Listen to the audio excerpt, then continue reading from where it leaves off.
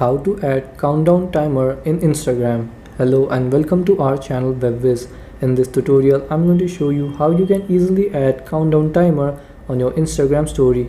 So please watch till the end to properly understand the tutorial. So first open up your Instagram app.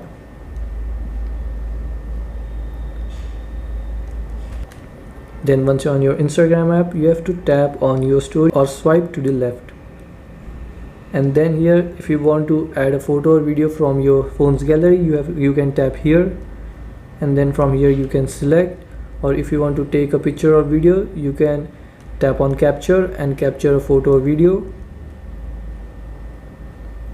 And then you have to tap on stickers here on the top, and then here you have to search for countdown.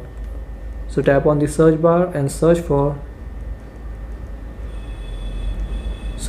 countdown, and you will see a sticker like this, countdown. So you have to tap on it, and here is the countdown sticker. You can enter name on the countdown sticker, and then here you can set end date and time. To set, you have to tap on the date and time, and then from here you can choose an end date.